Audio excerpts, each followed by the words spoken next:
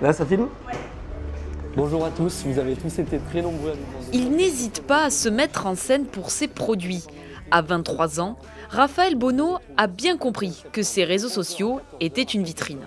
Quand on poste sur les réseaux sociaux, il y a des retours immédiats en magasin et puis après on le voit aussi beaucoup. Par exemple, quand on fait de nouveaux produits, les clients dans la journée ils viennent, oh, j'ai vu la story sur les réseaux, j'ai envie de goûter, ça me donne trop envie. Des viennoiseries originales et des goûters généreux. C'est sur place ou emporté, madame? Les clients sont au rendez-vous. Il vous fallait une boisson, un dessert, madame? En 2021, il plaque ses études de gestion en quête de locaux pour sa première boulangerie, et ce, sans aucune formation d'artisan. Raphaël a tout appris avec son père. Quand je terminais l'école ou les jours où j'étais pas à l'école, ma garderie c'était la boulangerie. Donc en fait dans son bureau il y avait une petite salle de jeu avec les tapis de course, les voitures, il y avait une petite télé pour qu'on regarde les films et donc j'ai toujours grandi dans cet univers-là.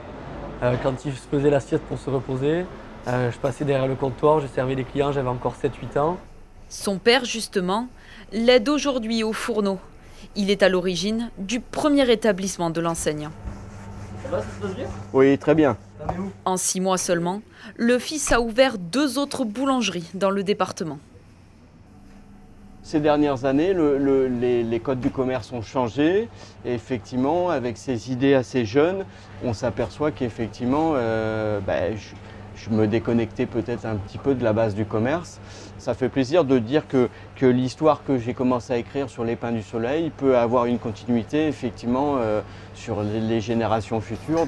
Véritable success story familiale, ces boulangeries pourraient à l'avenir rayonner encore plus dans le département.